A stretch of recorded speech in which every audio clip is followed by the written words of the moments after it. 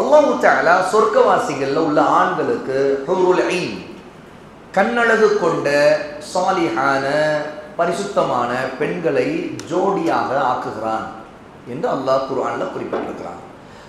அப்படி என்றால் பெண்களுக்கு ஏதாவது குறிப்பிடப்பட்டிருக்குதா? முதலாவது அல்லாஹ் தஆலா சிறந்த துணைகளை பெண்களுக்கு கொடுப்பான். அந்த சிறந்த துணைகளை தனியா அல்லாஹ் தஆலா ஆண்களுக்கு சொல்லி வர்ணித்தது போல தனியா குறிப்பிட்டு சொல்லி வர்ணிக்கல. ஏன்னா இயல்புல அல்லாஹ்வுடைய ஹிக்மா, அவருடைய ஞானம் என்னன்னு கேட்டா, இது ஆண்களுக்கு சொல்லப்படுவதா பொருத்தமாக இருக்கும், பெண்களுக்கு சொல்லப்படுவது பொருத்தமாக இருக்காது. ஆண் என்பவர் இயல்பிலேயே பெண் மீது ஈர்ப்பு உள்ளவராக இருக்கிறார். ஆக ஒரு ஆணுக்கு அவருக்குரிய நற்கூலிகள், நியமத்துகள், அந்த சொர்க்கத்தில் இருக்கிற ஒரு நியமத்தாக ஒரு ஆணுக்கு பல பெண்களை அல்லாஹ் தஆலா திருமணம் முடித்து கொடுப்பது, அந்த ஆண் சந்தோஷம் அடைவதற்கான சிறந்த துணைகளை பெண்களிலிருந்து கொடுப்பது ஒரு ஆணுக்கு இயல்பிலேயே உற்சாகத்தையும் ஆர்வத்தையும் ஏற்படுத்தும். ஒரு ஷஹீத் என்று சொன்னால் அவருக்கு அல்லாஹ்வின் பாதையில உயிர் கொடுத்தவருக்கு 70க்கும் மேற்பட்ட என்ன துணைகளை அல்லாஹ் ஹூருல் ஐன்களை கொடுப்பான், ஹதீஸ்ல வருது. அப்போ அல்லாஹ்வின் மார்க்கத்துக்கு உயிர் கொடுக்கக்கூடிய ஒருத்தர் அவருக்கு கொடுக்கக்கூடிய இந்த கூலி அவரை இன்னும் ஆர்வப்படுத்துற. சொர்க்கத்துக்கு நான் போனேன், அங்கே நான் சந்தோஷமா இருந்துக்கிறேன், இந்த உலகத்துல நான் என் மனைவியை பிரிஞ்சாலும் என் பிள்ளைகளை பிரிஞ்சாலும் ஒன்றும் சந்தோஷம் இல்லை, நான் அங்கே போய்க்கிறேன் அப்படின்னு ஒருத்தர் நினைப்பாரு இல்லைதானே அல்லாஹ்வோட கிடைக்கிற கூலிக்கு. ஆனா இந்த தன்மை ஒரு பெண்ணுக்கு இயல்புல சொல்லப்படுவது பொருந்தாது. ஒரு பெண்ணுக்கு உனக்கு நிறைய ஆண்கள் தரப்படும் சொன்னா பொருத்தமா இருக்குமா? அது ஒரு அசிங்கமா இருக்கும். அல்லாஹ் தஆலாவுடைய ஹிக்மா ஆணுடைய இயல்பையும் பெண்ணுடைய இயல்பையும் வித்தியாசப்படுத்தி இருக்கிறாங்க. ஆகவேதான் ஒரு ஆணுக்கு சொல்லப்படும் அருட்கொடைகள் நியமத்துகள்ல பெண்கள் கொடுக்கப்படுவது சொல்லப்பட்டிருக்கு. ஏன்னா இந்த உலகத்தில் அல்லாஹ் தஆலா ஒரு ஆணுக்கு 4 பெண்கள் வரைக்கும் அனுமதி கொடுத்திருக்காங்க. ஏன்?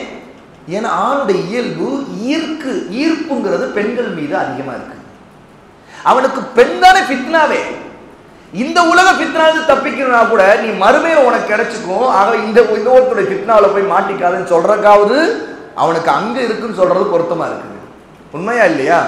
ஆனா ஒரு பெண்ணிடம் உனக்கு நிறைய கண்ணளவு உள்ள ஆண்கள் உனக்கு இருக்கிறாங்கன்னு சொன்னா அது பொருந்தவே பொருந்தாது. ஏன்னா பெண்ணுடைய ஃபித்ரத், அல்லாஹ் படைச்சிருக்கிற உணர்வு ரீதியான தன்மை என்னன்னு கேட்டால், ஒரு பெண் தனக்கு தூய்மையான ஒரு ஜோடியை, ஒரு ஆணைத்தான் விரும்புவாள்.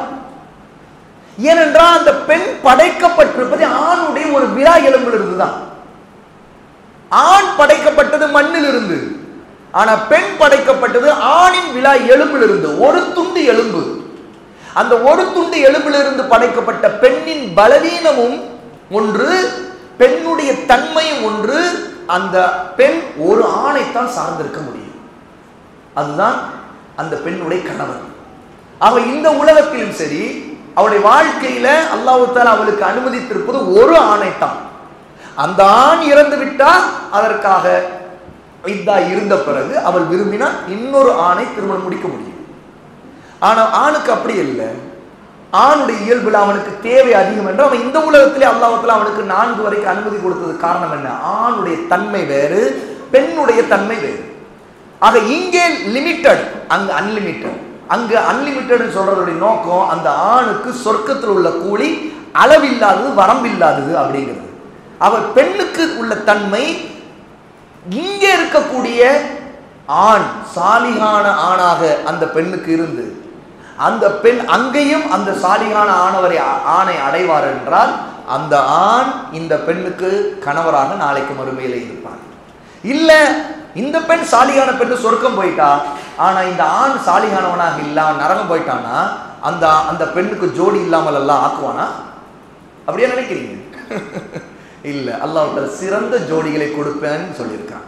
அப்ப அந்த ஜோடி ஒரு பெண்ணுடைய இயல்பு கேட்ட அங்கு ஒரே ஒரு ஆண் தான் அவருக்கு அந்த பெண்ணுக்கு கணவராக இருப்பார். அதிலே அவர் அந்த பெண் மிகவும் சந்தோஷமான வாழ்க்கை வாழ்வார். அவர் பெண்ணுக்கு ஹூருல் ஐன் அப்படிங்கிற மாதிரியான கண்ணளவு கொண்ட ஆண்கள் எல்லாம் சொல்லப்படலை.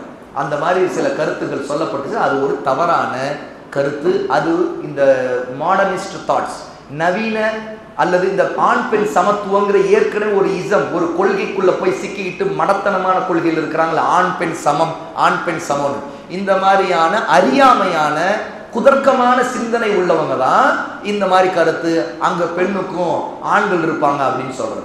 அது மாதிரி சொல்றவங்க ஒரு வழிகேடர்கள், அவங்கள நம்முடைய கருத்தை ஏற்றுக்கொள்ளக்கூடாது. அல்லாஹ் தஆலா ஆண்களை நோக்கி தான் சொல்லியிருக்கிறான் ஹூருல் ஈன்கள் உண்டு. ஏன்னா பெண்ணுக்கு அது பொருந்தும் பொருந்தாது, ஆணுக்கு தான் பொருந்தும். அல்லாஹ் மிக அறிந்தவன்.